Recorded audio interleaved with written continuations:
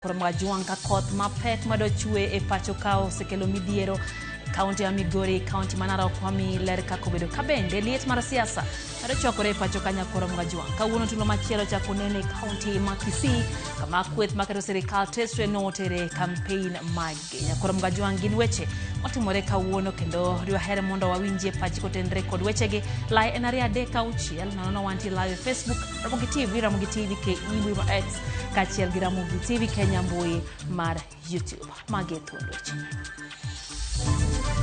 zimeloana yote kokoto tipa mbili majeneza vile tulikuja saa 1:30 tumengangana lakini tumepata kama zingine zimesombwa na maji. Koth mapek machwe pacho kaos chako kelo midhiero kagwengi mag Migori ula kod pong maraora okelo kethruok mar mwandu. Nyathina ni nyuko na ni merwa kati onge ot kama chanda deo kiki ng'ime ki jogo abiro gero ni ot kendo adwa gero ni ot mapok none gweng'ni.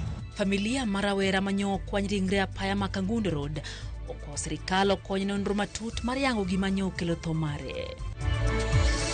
Wakaleta mchezo imekuwa sarakazi tena wameanza tena mambo ingine ya kuleta violence kwa mikutano kama hii. Hinyruok obedo kanyamburko bende wang bang tulo muoch e kinde romo mar siasa mar kweth makwedo sirikal kotenegi gi Fred Matiang'i.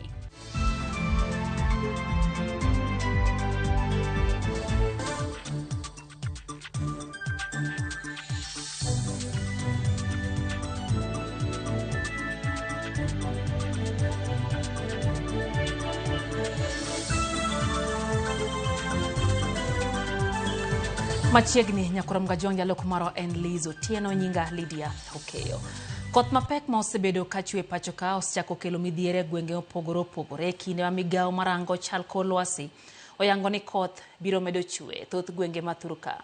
Kalore gi koth mapek no johala e kaunti wa Migori anyato mago ma uso butaora ma Migori no chuno moloro helni mage kalore gi kodno.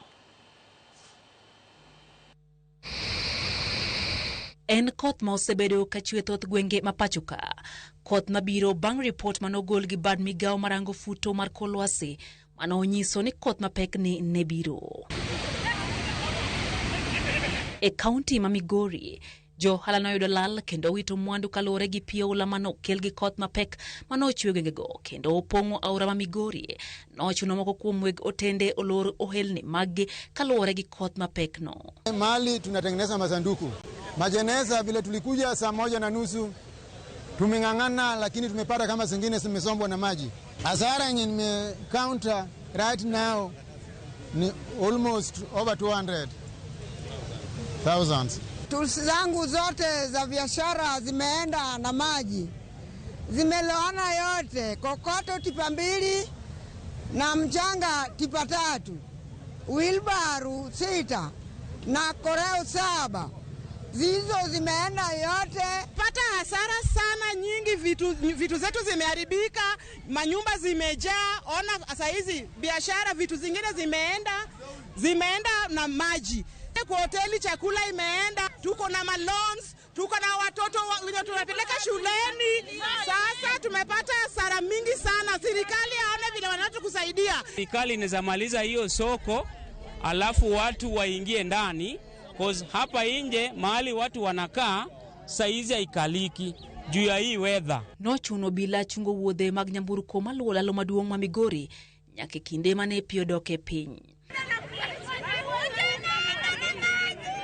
Kalore gi ruoth ma location Masuna North Goreti Duya lalo matudo Nyikendo kod Korowai sub-county Masuna East bende pino oywero ma odhi godo.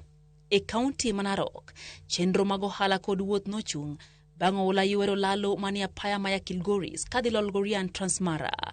Maen kalore ni pinopo, mawamomo aura mamogor, kalore gi koth mapek manochwe e gwengego. Johala gi joriemb nyamburko, matiyo gi apaya no, oko pinyo wacho mondo manye yore, manya los go lalo no mapio, mondo mi gidogi ohelni mage.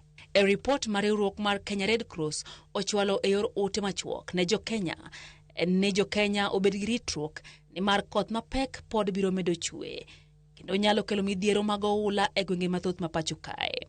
Kenya Red Cross bende ojiwo jopiny kik thor kale ulalo mag aoche mathoro pong'.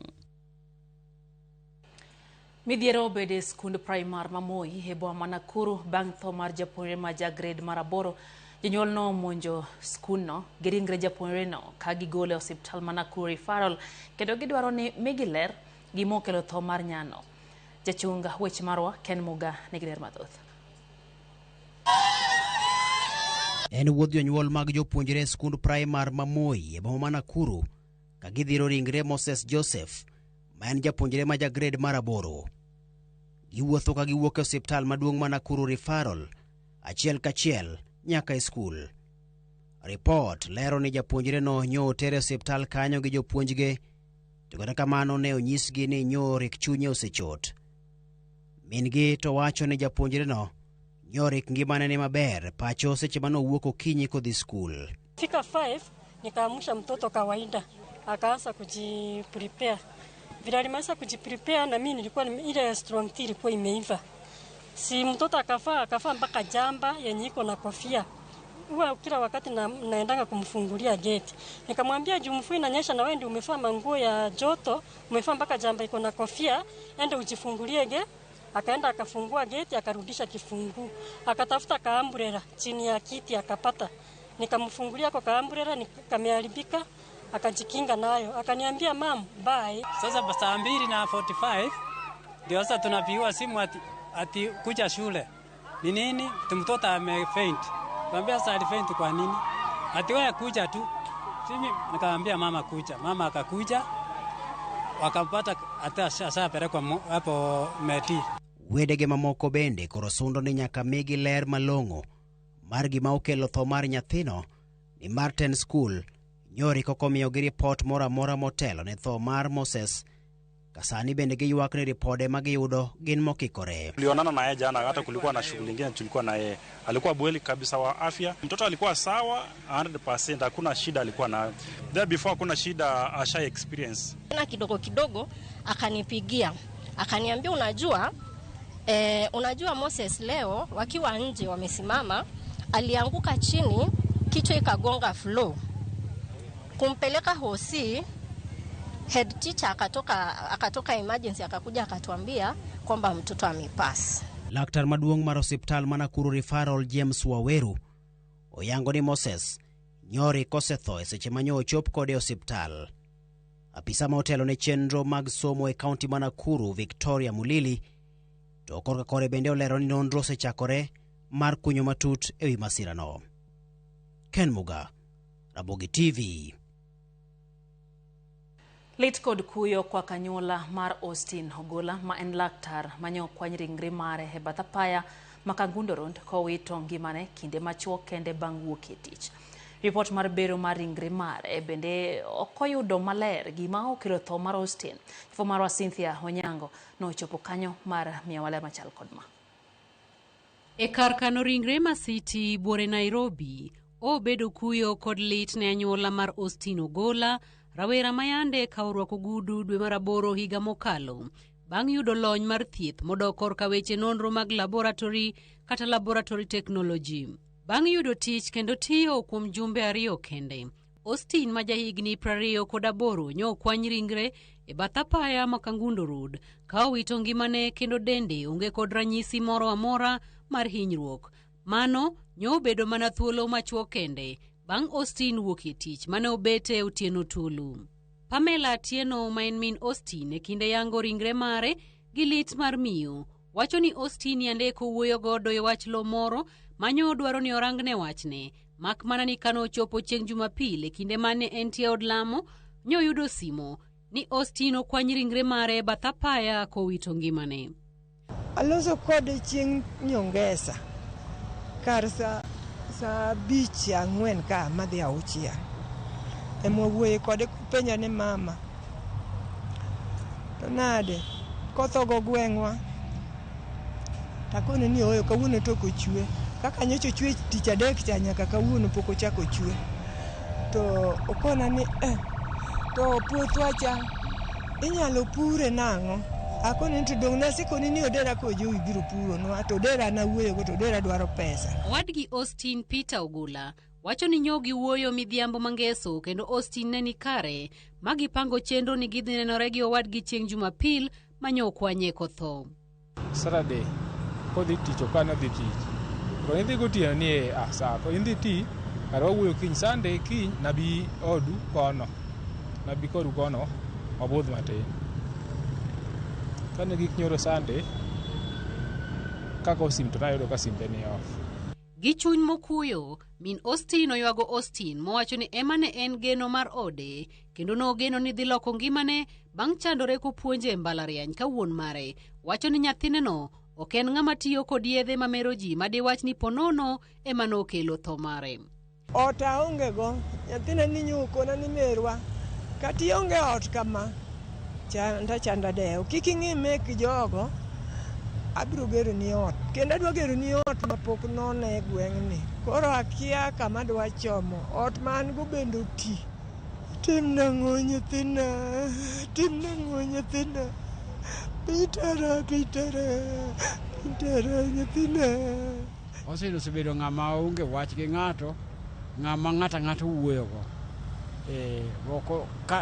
Bora nong'eyi ok okadhi. Gimoro amora mobilo ni kong'o kiang'o kobil. E nonro marwa, Austin nyowuok e tich e kar thieth ma Umoja 3 kar saa 2 kod dakika 15 kowuotho dok ot machiegni gi kama otie. Kar saa 5 kod dakika 40 obila mag tesend obila ma Molem oyudo simo manyiso gi ni okwany ringre rawera moro e genga paya ma Kangundo kowito ngimane.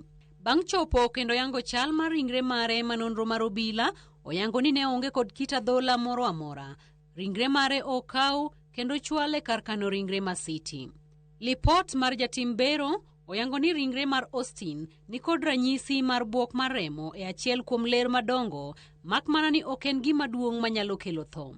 Ka kuom mano, nyirni mag dende moting'o remo, chiemb iye, bath chunye kod nyarogno okaw ma idhi timne nonro matut mar fwenyo kaponi nitie gimachielo manyo kelo tho mare. Anyuola kod osiepe okwayo ler kod adiera ewi nonro mar ng'eyo gima okelo tho mar Austin Ogola. Ang'o manyalo timo ng'ama ngima manie tich ma daktari in a short period within 25 makata some people neno ka en active e Facebook okinyi. Ko gino okane akwayo ni kaber to nikech sirikal e lwedo maduong' onyalo konyowa further investigation. Austin was a good friend of mine, very close friend of mine, and it's so unfortunate tumepoteza Austin kwa njia yenye haiaminiki. Ani kaka dwa dhi chiemo, kaka dwa dhi puro, aonge geno no rumo. Daktari onindo. Matin ne seche 24 bang' min Austin wuoyo kod Austin kendo gigoyo mbaka e chal mar puothgi, simo mar tho mare pod kelo penjo mathoth ni to en nade mar ng'atno mane owuok e tich saa 2 okinyi iyudo ka otho saa 6 mar odiechieng', to en ang'o madikel tho mare? Cynthia Onyango, Ramogi TV, Nairobi.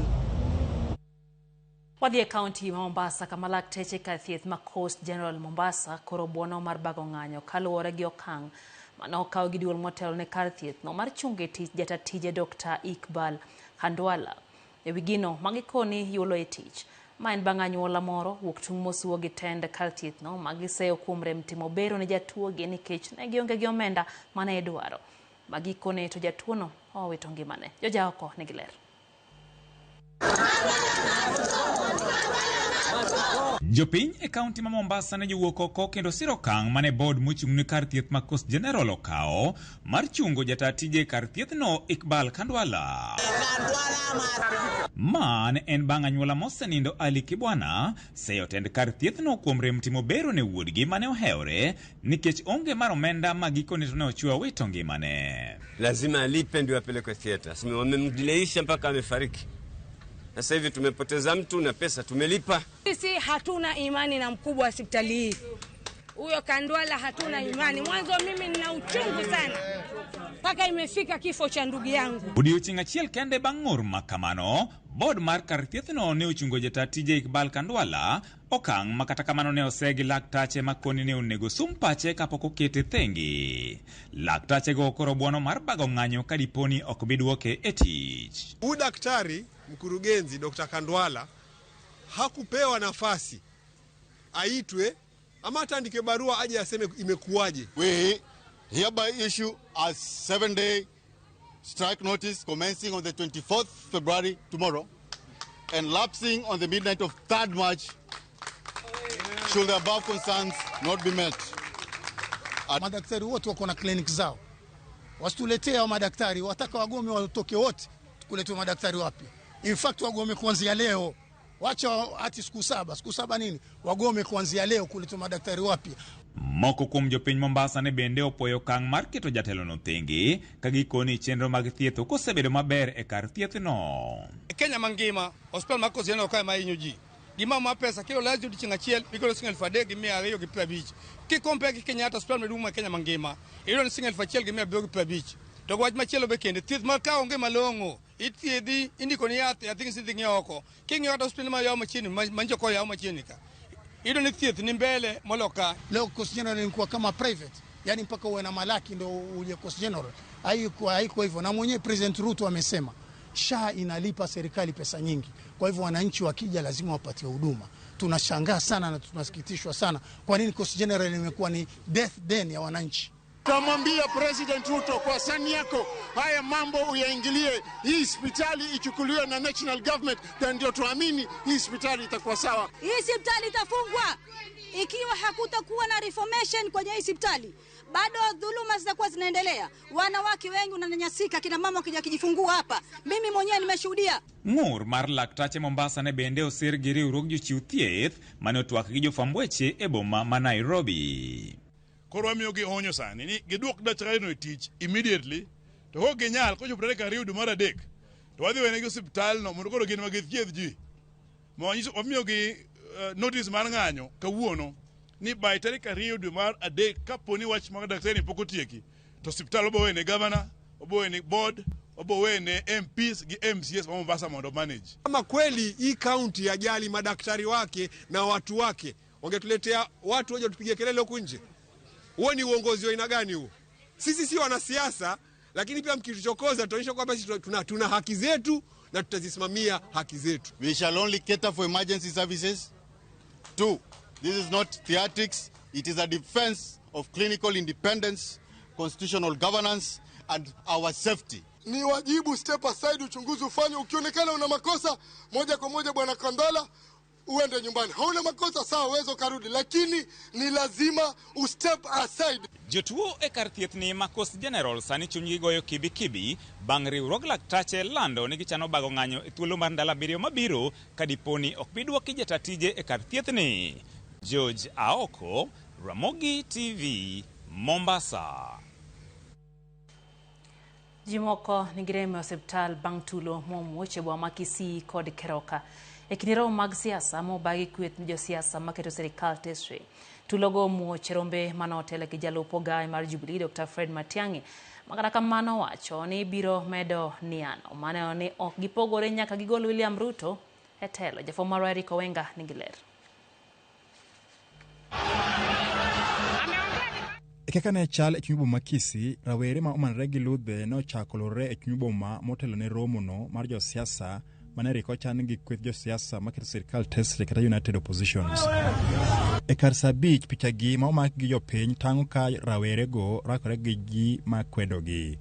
Kuom thuolo boma Makisi no bedo kama denyi ni jopiny to ahinya to johala. Ma bende kane weche chalo e boma Keroka kama rawere mane oting' gi nyamburko kido mar Probox notony bang' kweth mar johera mag United Opposition monjogi kendo wang'o nyamburko margi. Jotelo to kata kamano oluoyo seyo mokalo josiasa masiro sirikal ni mane ochano tulono. Huu ni wakati wetu wa kupanga nchi. Hii serikali imeshindwa kufanya hiyo kazi. Watoto wetu walienda kwa maandamano 2024 wakaleta mchezo, imekuwa sarakazi tena wameanza tena mambo ingine ya kuleta violence kwa mikutano kama hii.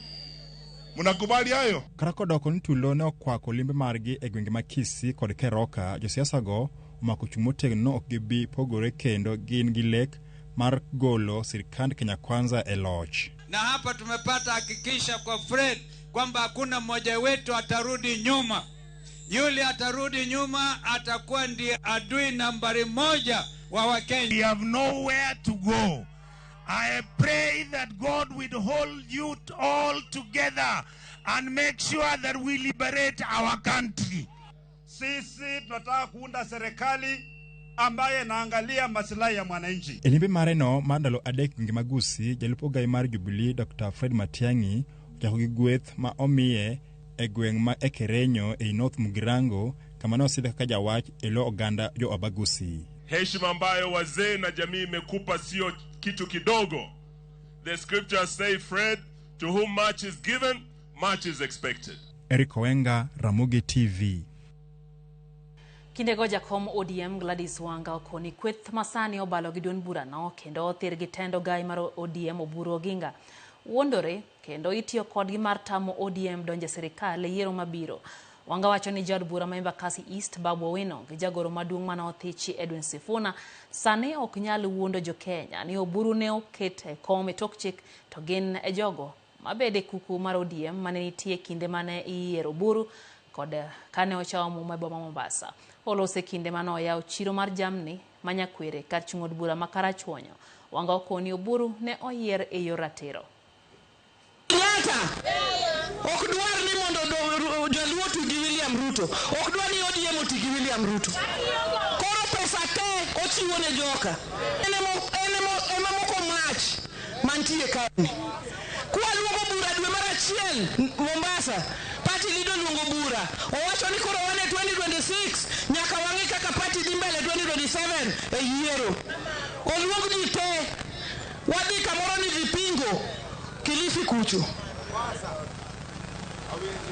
Sifuna biro gi ndege mochopo Mombasa. Kaito oronwa message ni en ndego yombe to ji osenene ka en Mombasa. Wayalo bura moyalo.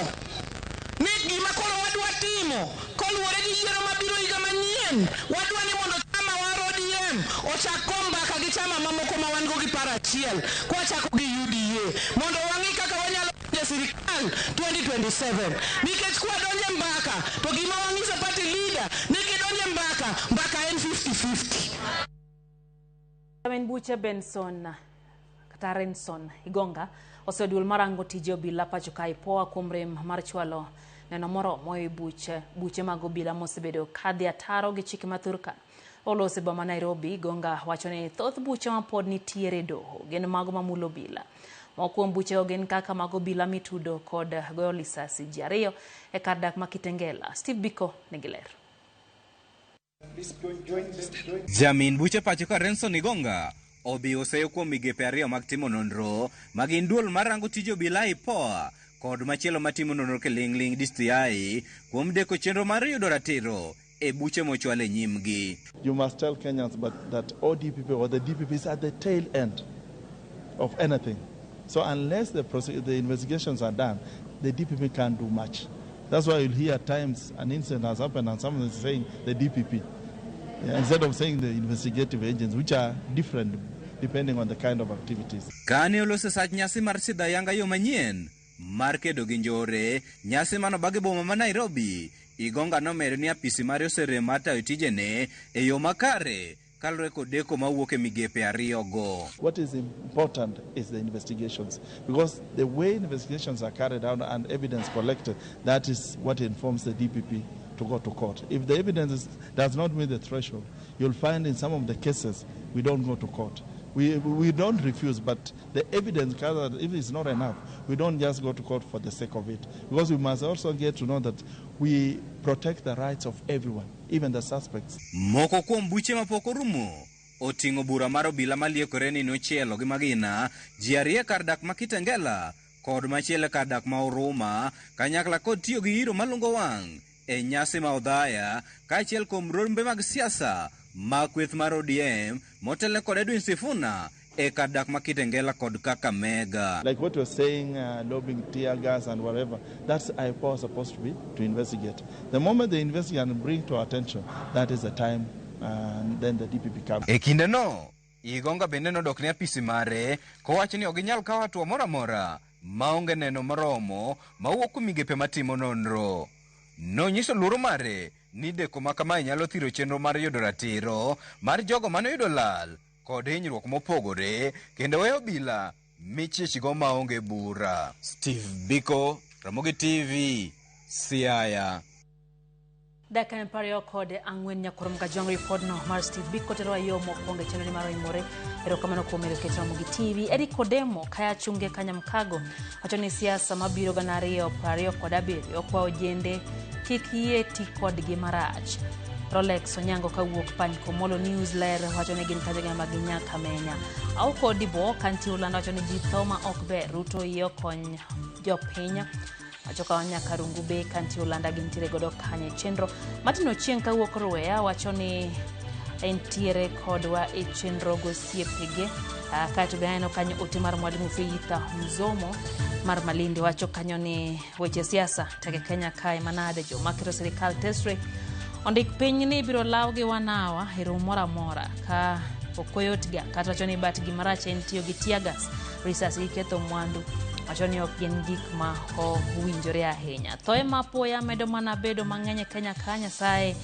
mondo mi okonyo mga mwalimu Feitha Mzomo odongo wuoda Sembo Jangoma wachoni entiere kodwa en bende Sandam Jalango wacho Ramogi TV lera ahinya wachone gin gimin gi kawuok nango abiano kanyo ote mar James Otieno wachono gomos ne min Austin Rawera moyod kowito ngimane John Waweru uma wachoni entie sindo wach tho madhano thogo Kenya ka ok ber kata matin ng'ato puonyo nyathine kochandorego toke duoko en mana tho kapok oneno gimora mora maber koya ire Sheila Iminza Okoth wachoni entie Migori e gweng' Masagero Suna West kothe mang'eny migochwa ka Mano Sheila Odhiambo Joseph Kombo wachoni wana uda lega gulo wachukana gini minode Madam Davina gintiere kodwa e chenro medane no kanyo ote mara Reverend Dickson Nongola wachoni tho mapoya ma Daktari Austin lit manade harita kwe biro marach kunde mathoth ndesane serikal nyaka nyis ni lokruok obetie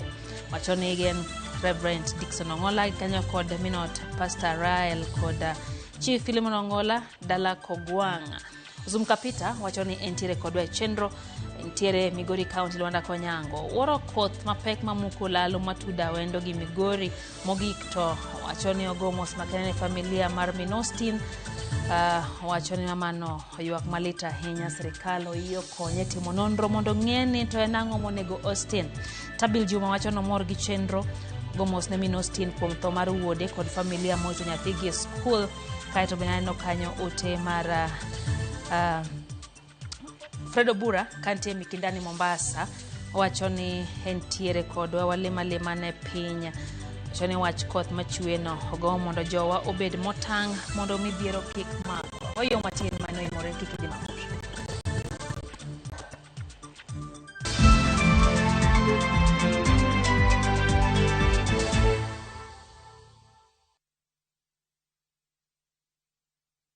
One day, while teaching an oral healthcare class, I saw a little boy who kept covering his mouth. It turns out he had lost some of his teeth and felt embarrassed. But as a hygienist, a child's smile means everything to me.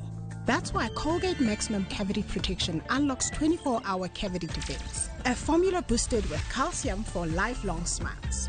Every child has the right to smile, and a beautiful smile is a healthy smile. Colgate, #1 oral care brand in the world.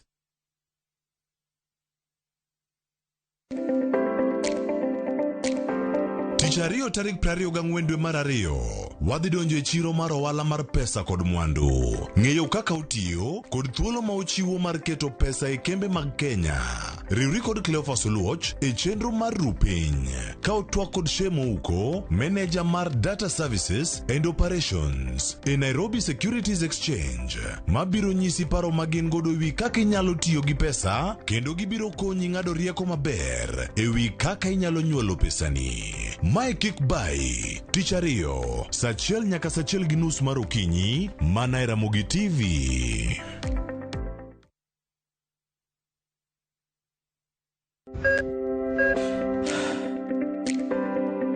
E chuny ogandawa, ngima mar del en mwandu maduong'ie moloyo. Mondo tekruok mar dende obed maber, ok gin ga gik matek, gin gik maluongo ni lifestyle. Manyiso ga jotuo ni gigi ok gin gik minyiewo, gin na gik mitimo. We bedo gi kiawa, kendo chak bedo gi ng'eyo. Nachako chemotherapy. Side effects nen, yier wi nyaka lwar, constipation chandi seriously. Waruaki penj laktar maen tudruok gi lakteche molony. Isamithir jahocho cha nyaka ibed ni iseng'eyo ni mae shida ma an godo to adwa kony. Chakre weche thieth kod chiemo mar mine mayach nyaka weche thieth mag tuoche masiko. Wakelo od thieth e od dak. Tuo mar rheumatic heart disease ni landore sana e gwenge ma poverty ntiere. Riwri gi Ruth Otieno wuok tich nyaka tich abich saa 12 odhiambo.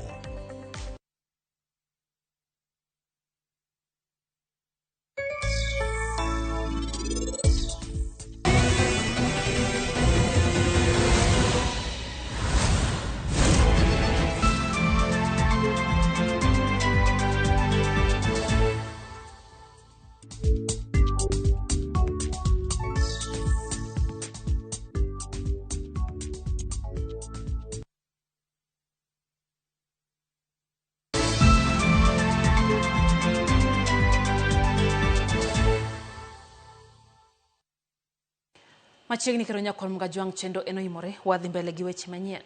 Gindalo matin to yath mar gayo landruok mar kute magayake Lena Kapavir chako tiyo i pacho ka migawo mar thieth koro kone ok ji duto ma onge koda yake madhi yudo yadhno. Mondo iyude nyaka kuonga pimi kionge gayaki yang ripode mag yedhe ma isebedo ka itiyo godo ka bende nyaka pim kituoche gi kute ma isegamo e seche 72. Yuto mondi njere kod ler. And the rollout Eromo ma okelo kanyakla jokanyo mag sekta mag thieth e boma ma Naivasha mathotho wuok mana ndalo matin to migawo mar thieth chwalo yath mageng'o landruok mag kute magayaki mano ma ichuoyo mong'ere kaka Lena Kapavir.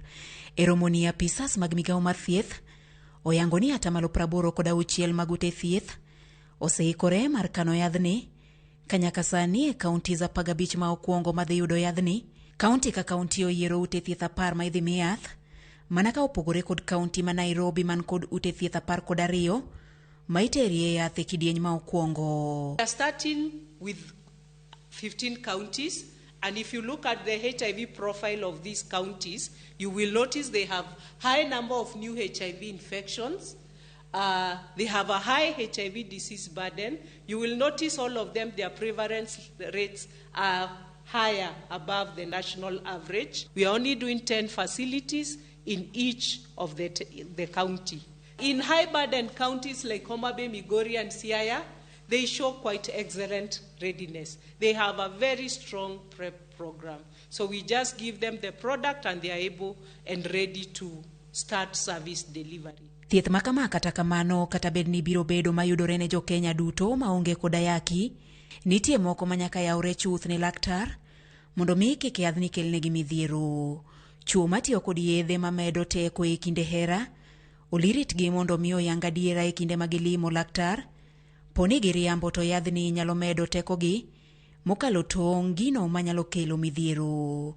Poni yudo kahera bang' yudo sindan mar Lena Kapavir to ibiro medi sindan machielo kata kapok dweche 6 rumo kaluwore ni rateke mag yedhe kahera ni malo. You can be at HIV risk, even at ongoing risk, but you're not eligible. Everybody who is at risk is eligible. Eligible is a clinical decision made by a healthcare provider. TB treatment, Enaron Lena Kapavir, we do a supplemental dose of Lena Kapavir. Okay, so we'll give extra doses of Lena Kapavir because TB drugs will break down your Lena Kapavir faster. For Viagra, or people who are using medications for erectile dysfunction, for instance, the recommendation is to begin with a lower dose of the Viagra. Yadhni ibiro chuoe bundich kata bamja Kenya, sindana ariyo e limbe ka limbe, ka e limbe ma okuongo, nitie yath ma imuonyo dos 4, 2 odiochieng' ma okuongo kendo 2 odiochieng' mar 2, yath mimuonyo mana e limbe ma okuongo. Yadhni poni kao kaka owinjore bang' seche 24 bang' sindan ma okuongo, ibiro bedo kod rageng' ma owinjore. You get injections every 6 months, twice a year. Okay? On the initiation day, you receive 2 injections, either on the abdomen or on the thigh. Okay? 1 injection each side. And then you're given 2 tablets to take at that time when you're getting the injections. And then you're given 2 tablets to take tomorrow at about the same time. Jatend migao mar thieth Aden Duale keto yadhne ayanga tich ang'wen jumani kapok duol makeyo gige thiethie pacho ka KEMSA ochako keyo gi ayanga e kaunti za 15 ma okwongo kama oriwo duto makaluo. Judith Omondi, Ramogi TV. Kaunti ya Migori dhi nyime kod keto ikruok motel ne chakruok matiyo kod yath ma ichwoyo makonyo geng'o landruok mar kute mar ayaki ma ong'ere kaka Lenacapavir. George Juma nigi ler koa kaunti ma Migori. Lenacapavir en prep ma ichwoyo ng'ato ma onge kod kute mag ayaki bang' dweche 6 ka dweche 6 mondo kik ogam kute mag ayaki. Osekelo gen mathoth e kedo kod landruok ma kutego mag ayaki e pacho kae kaachiel kod piny mangima. Prep ni en gima ber nikech e wach mag kute mag ayaki ka wan gi gimiluongo ni drug burden. Drug burden en ni ng'ato ol gi muonyo yath. Koro kokelnwa ma bedo injectable en gima ber sana nikech koro ichwoyi mana dirie higa. Jogo makedo kod landruok mag kutego mag ayaki kuom jogo mang'aw gamo kutego mag ayaki wacho ni yath ma prep ma imuonyo bende ong'ere kaka pills yande kelo pek maduong' ne jogo mang'aw matiyo kode mondo geng' gamo kutego mag ayaki. Nitiere stigma mabiro kod bedo KP to koponi ji nyaka bi e facility kae diriyo e higa oyot maloyo ka ji muonyo pile nyaka idhi kawo yath mimuonyo ikipkirifil. Ok en yath mobiro ni gima manyien ahinya to en gima otim test moko mo olos yath machielo ma inyalo chuoyi koponi pok iyudo ayaki dweche 6 en e dendi kendo ichako ichuoyigo ma bang' dweche 6 to prevent en mar geng'o ok mar thiedho. E kinde ma ito mondo koro piny owacho kawo kalo kuom migawo mar thieth oket yedhegi mondo yudre ne jogo mang'aw e gamo kutego mag ayaki. Migawo mar thieth e kaunti ma Migori dhi nyime kod keto kenge mar neno ni oganda mang'aw obiro yudo thuolo makare ma yudo yadhni. Director migawono mar thieth e kaunti ma Migori mochung' ne ngima oganda kata public health Clement Ayungo wacho ni giseyiero osiptende 10 e kaunti ma Migori mangima ma yadhni idhi keti mondo koro jogo eko mang'aw e gamo kutego mag ayaki oyude yono mayot. Asewacho na wendo nikech dhi neke mar kama wendo nitie wachako wayiero Migori Ombo nikech kama entiere wayiero Miuru wayiero Karungu Isbania to gi Keancha Urongo bende magi wayiero nikech the prevalence around those areas prevalence mantiere bude kuonde kaka Karungu nga the Fisher Fox gin a lot of exposure. Osepuonjwa ng'ama en eligible, ng'ama onego bed ni tiyo gi len, onego bed ni en ng'at ma en HIV negative, kendo onego bed ni en ng'at ma sexual behavior ne en at risk. Ayungo bende wane tiegruok osetim ne jochiw thieth ma otelo ne chiwo yadhni ne jogo mang'aw e kaunti ma Migori. Facilities gi wasekawo ji wasetrain ma they roll out this activity. Wasetrain gi ma ji oikore. Wadhi kale gimoni integration. Wadwa integrate our services facilities wa 164 ma Migori ka. Mondo obed ni ka ng'ato biro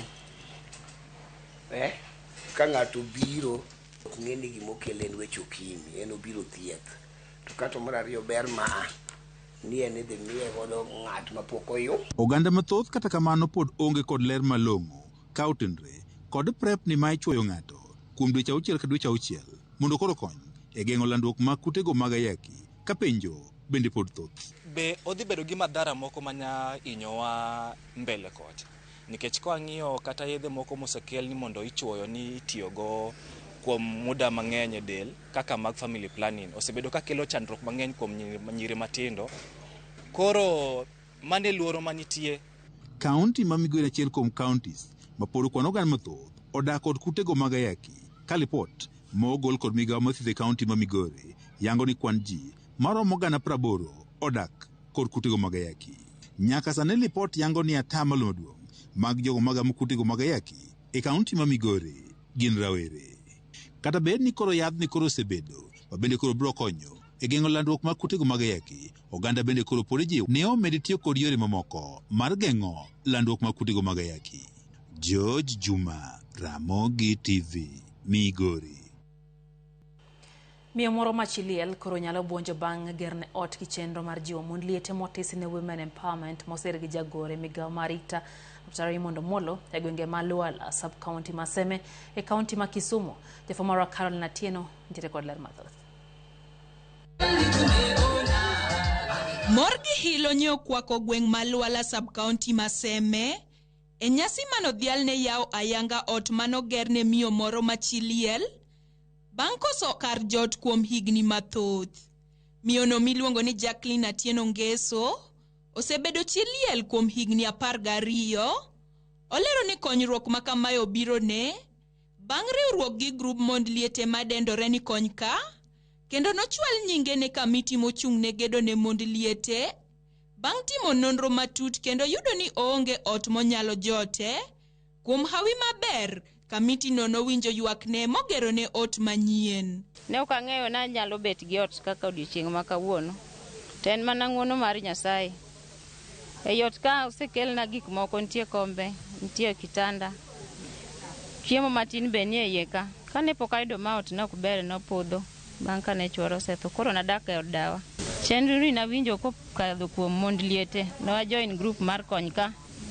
Koro ema ne giluonga ni gima kama owuok mana fertilizia manyako chopo kama chopen. Jakomb grup mond liete ma Kony Ka Margaret Okoth bende opwoyo ahinya okang' mar gedo ne chiliel no, mayande ojot mana e od dan mare, kendo nokadhi akwede mathoth ka koro togoyo erokamano ne chenro no misiro gi jagoro mar Rita Raymond Omolo kuom gedo ne mond liete. Wagone Raymond Omolo erokamano gi timne gi lange momiyo kawuono chiliel chalo kaka dhako mok chiliel. Nakawo Jacqueline mane an gi gruba kaka chiliel. Ne mama mane nindo mane e od mare, yuoche be ne kayo ne ng'iya. Jomoko be ne nene ganena kamano. To wan kaka jokony ka, nwachung' kod motegno mana korka gima nonyalo konyogo nyithindo mar bond ich. Achiel kuom jakanyo mar chenro no to korka kore lero ni mae en okang' mar loko ngima mond liete duto e piny Kenya, kopogore gi Kaluo kende, kendo odhi nyime kolero ni mae en ot mar 5 e sub county ma Seme ma chenro no misiro go Omolo osegero. Jacqueline Ngeso osekawo higni mabuora, higni madhi 12 koonge ot. And odiochieng' ma kawuono oyudo fungruok maduong' kabisa nikech koro entie gi kama onyalo luongo ni ode, entie gi dala monyalo luongo ni dalane. En gima duoko geno kabisa ne mond liete mosechaye gweng'. En gima miyo gi mijing'o, en gima kelo mor nyaka ne nyithindo. Koro nyithindogo nyalo bedo gi kamoro ma kata ka gia skul to ginyalo nyiso jowetegi ni koro wanyalo dhi nyaka dala. Sani wadhi all over Kenya. Luo kae, I can say confidently ni all the counties wasegero at least katin to udi 10. Wik adek mokadho kane wan Reru, Kony Ka Widows Women Group, Mariwa Widows Women Group, Karanyuongi Widows Women Group, ne gigoyonwa kwayo moro ka moro ni nitiere gin gi rem, gin gi shida, to nwakonyre kodgi, to moko nwageno nwabiro chako duogo kendo mondo watim. Koro kawuono ne giduogo mondo gitim kaka ne giwacho. Caroline Atieno, Ramogi TV, Kisumu. Hawi ogore rude ne Simon Odhiambo, japuonjre manyocha jatend Ramogi TV, J Bonyo, okawo ting'ne mar somo e skul sekondar ma St Mary's Yala bang' Jasamaria Mang'won Albert Murage chiwore mar siro somb japuonjre no te kuom thuolo mar higni 3 mabiro bang' Ramogi TV lando rem mane familia mar Simon nitierego bang' chopo e skul gi lwete nono, gino manomulo chuny Bonyo magikone to nosire koriwore kod osiepene. Kanoloso bang' yudo sir makamano, Simon Odhiambo nonyiso geno mare mar chopo lek mare mar bedo laktar mar lak, ni mara koro onge kod midhiero mar omenda mar somo. Onge gimoro amora, to jo Royal Media noyude ka jo Citizen TV gi Ramogi mogoye picha moro sani koro yudo sponsor iluongo ni Mr. Murage en jaluo, nyingno ki confuse oja gweng'wa ka odwa chulo ne fees mokonye motimne gimoro amora. Nyathini riek kabisa, en nyathi ma odhier dala kucha, min gitiyo mana ne ji. Nyathini nyaka som, obed ni school fees nitie, obed nitie kony kuom achielo ma ok an, obiro somo nani aamua ni osom from grade 9, grade 10 all the way to grade 12 nikech ambition mare nokalo maber piny mar grade 9. Ambition mare en bedo daktari dentist, and I thank the Royal Media Services for doing that job. Agone Jay Bonyo erokamano kuom gola ichudho kamano gola kana onge gimoro amora madanga achagodo wuodhni. To Abi Murage agone erokamano kuom miya jingo kendo mar yie konya mondo achop lekna machopo dentist. Kamana nyakone hayo makare kendo erokamano duong' ne jatendwa Jay Bonyo. En fungruok ne japuonjre moro e kaunti ma Homa Bay mano dhi e skul sekondar Makanga grade mar 10 gi lwete nono bang' skul mar ji giwegi ma ong'ere ni AMG kao ting' mar puonj nyaka Mbariyany. Japuonjre no Ronald Seli mawuok e gweng' ma Ogonge kar chung' od bura ma Suba North dwe mokalo nodhi Kanga mana gi Sh4,000 kaka school fees ma onge gi somo kata uniform. Director mar AMG George Amolo mane lose kinde mane gilimo japuonjre no kone gidhi chulo ne school fees te nyaka otiek sombe Kanga kendo gibiro dhi nyime gi siro sombe nyaka otiek Mbariyany.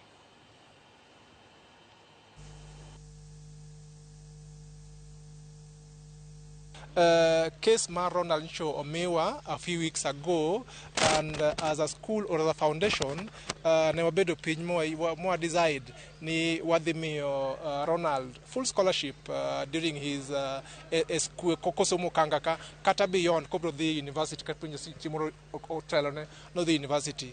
Ok sponsor Ronald kende, was sponsor several other needy students in this region. As a school, that is one of our mandate. Mondo me wa support students in this region to achieve their dreams. Amor mang'eny nikech nasemoko piny kana ng'e ni nyathina ni ok dhi school.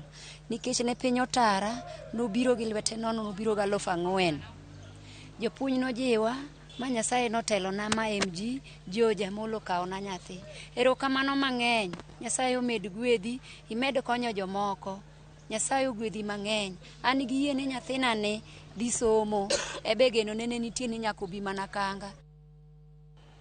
Korom gajwang' mago gin moko kuom sigenni mabende nyiso ni kopuonjre kod nyalo jiwo lweti kata choro lweti mar konyo nyipuonjre mondo wacho ni somo ema keto nyithindo bedo maromre. Somo ema chwalo oganda bede okang' maromre miyo en jip makare kendo erokamano ne jogo machunygi ng'won mosewuok mar konyo jopuonjre. John Waria wacho ni puoch gi pang'e Dr. Raymond Omolo kuom chuny ma intiere godo mar konyo anyuola mopogore opogore across Luo Nyanza. Nyasaye omed gwedhe, and the entire team led by Victor Yugi gi Salmon Ochieng wacho ni jonyakach duto okawo mos mage. Rolex Ondeg mar Homa Bay wacho ni en ang'o momiyo rawere wito ngimagi e yore ma ok oyangore. En gima lit sana gima anyuola mar Austin winjo kod sani to Nyasaye mondo ket chunye kama okwe. Jonyuol winjore olem bende na nyithindgi nikech kalore gik masani timore pacho kae. Mandela Oniala mar Kibiri Ward wacho ni entiere budho gi magi Chris Oniala ote wan joma be itwa winjo mana mama Gladys Wanga kende kowacho ni left wan duto wan bang'e, kowacho ni right be watimo the same. Kwayona kuome en ni ong'enwa weche mag disaster, pi ketho puothewa kaachiel gi utewa kama county Gere Industrial Park kaine. Mano kwayo maya Homa Bay. Pastor Juma Rundo wacho ni entiere gi jaode kalo Nyakodera gine weche gi makare bende eno kanyo ote mano moor gi James wacho ni weche gi chopo ne eyo makare odhiambo makawuono okete Ramogi TV ka entiere gwengo ma Nairobi mora ahinya kato beno joneno mantiere mbui wacho ni sani YouTube magene weche gi makare wacho ni giogero kama Ramogi TV kuom ni weche gi chopo eyo makare ahinya te yor mbui mano Clinton Ochieng wacho kanyo ni Ramogi executive team okaw puoch gi pak wacho no mora ahinya. Eno bende kanyo ote mano oregi Cynthia Auma. Cynthia wacho ni siasa osemana chakore e pacho kae kendo liet pa wacho ni gin jo Azimio gichwado mana tich ka weche mag siasa to dhi mbele. Erika Woche wacho ni entiere Kayole joka buoch kara dingo kaw mos mage. Gordon Ayoro wacho ni joma nego nyithi ji e pinyni ibiro neno malit nyaka chieng' ka sirikal ok oyudi to remb ng'ato nyaka dong' e wiyi. Wacho ni osno nind kod kwe. Doreen James wacho ni entie bandani olo weche geo makare airport. Kaito Honorable William Oriema wacho ni entiere kodwa mamagi Christine mar Nyabera kod nyamin gi Esther okaw mos mage. Abake Albright Afande wacho ni kaka pile owuok Omiro Polytechnic kendo en kanyo godhiambo wuod soja japeng achiel geno go weche geo makare. Engineer Lazaro Kanyamboka ni kacha in gwen wacho ni ok wadgi okwadwa luwo ng'ata madwaro wa support, lakini kapo ni golonwa point tinyiso wani tero wa koya point A nyaka point B kikibukri ni golowa to kamitero wa onge. Oganda luo gin oganda mariek ma ok inyal mana kwa kajamni kata kadiek kentere slaughterhouse without even telling them why and how. Okwanyal fuato ng'ama manyo mana personal interest blindly. Mano engineer Velton Mboga wacho ni entie Kajiado County. Chris Kaitrix wacho ni en bende siasa ka koro mako mach baba to onge mabiro kweyowa. Sifuna Babu gite tosha wacho ni koro erokawana hinya. Honorable William Oriema neni kacha wacho ni Christine Nyabera ungo kanyo weche gichopo no makare. Awiti Jarodi wacho no moro ga nyagi weche gi manyien entiere Rodi Kopany koth makoro chwe koro nyako ganda bed motang' kendo gikaw okenge manyalo ni ok giyudre kama tek. Pinches Yule Mrefu wacho ni entie Lakisama en kod wadgi Ben kod Lucy gi mora ahinya goimore. Kaito Jona Bongo wacho ni mano nyakwaro kobo wood game namba Nyokal moja 3 ma entiere gi Jade Nancy wacho ni entiere kod gimoti more Kisii ok ber kata matin. Vijana obed mos piny oseka okore wayo matin wado kod mago mag tuke nyakwaro mga jwang' kike dhi mabor.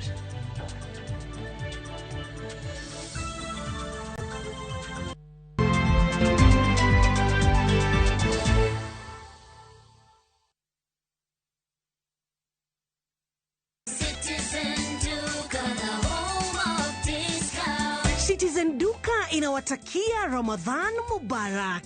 Tumia muda mchache sokoni na muda mwingi kwa mambo yenye umuhimu zaidi. Bidhaa muhimu na halisi tena za kuaminika kwa bei nafuu zikiletwa hadi mlangoni mwako. Fanya oda sasa kupitia Citizen Duka app ama kwenye tovuti ya citizenduka.com au tuma agizo lako kwa WhatsApp kupitia nambari 0710 487 487. Citizen Duka, the home of discount.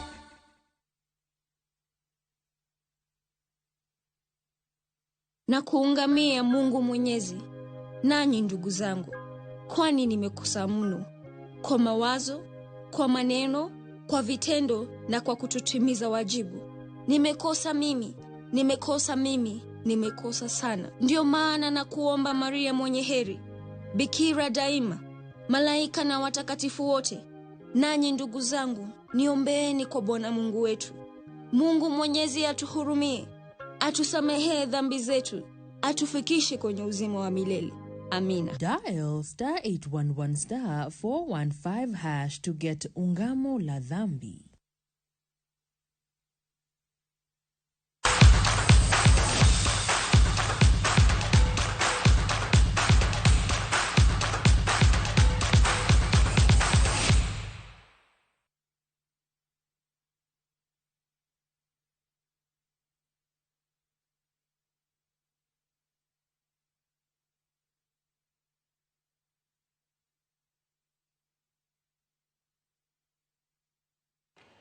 Kampeni mar Kenya mar temo yudo loch mare mokwongo tuke mag golf mag Magical Kenya Open norumo odiechieng' manyoro Bang dalangwen helap tuke magolf Karen Country Club kamaja tuka Afrika Milambo Kasi Jarvis no wuok jaloch.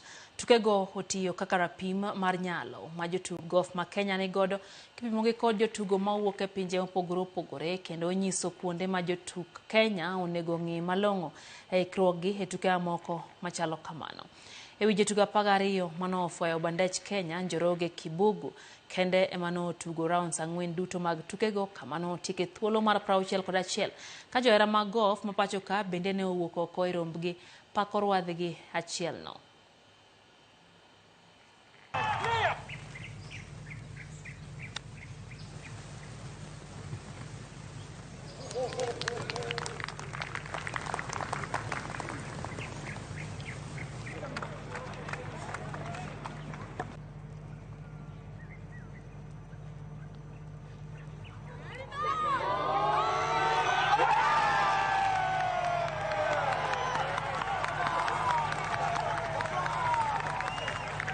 It means a lot.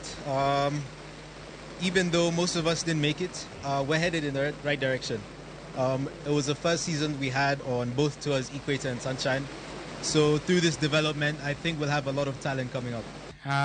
My family, my dad, my girlfriend, and all the others at home, thank you so much for being here. Can we all give Njoroge Kibugu a very big round of applause? Club mar Gor Mahia nigi lek mar kawo kombe mar adhula lig maduong' mapacho ka kuom thuolo machielo kanyaka sani tok tugo tuke 21 gi mako thuolo mokwongo gi points 46. Joloch season mokalo Kenya Police e lig ma githembo athemba ka odiochieng' manyoro ne giwuok amodhi mar 0-0 gi club mar APS Bomet. Police nitiere thuolo mar 7 gi points 31 tok tugo tuke 21. FC Leopards ma osetugo tuke 20 nitiere thuolo mar 2 points 6 tok Kogalo, Kashabana, Kakamega Homeboys gi Murang'a Seal tieko thuolo 5 mokwongo. Joloch lig maduong' higa 2009 Sofapaka yule thuolo mogik kanyaka sani gin gi points 14 points 2 tok Bidco United mantiere thuolo mar 17. Labda ngoli kondo mpira ambao unawapa alama National. Ng'wech mar team volleyball mar Kenya Prison nochopo e giko bang' Kenya Army miyogi gol 1 kod 25 kuom 23 e tuke lig maduong' mar volleyball mapacho ka mano bagi alap ma Kasarani. Ka tuke mamoko mag ligno ma bende notug kanyono Kenya Ports Authority noloo Prisons Western 3 kuom 0 e dwoko mar 25 kuom 12, 25 kuom 17 kod 25 kuom 16 ka Chema Volleyball bende noloo Prisons Rift Valley 3 kuom 1 e dwoko mar 27 kuom 29, 25 kuom 19 kod 25 kuom 16.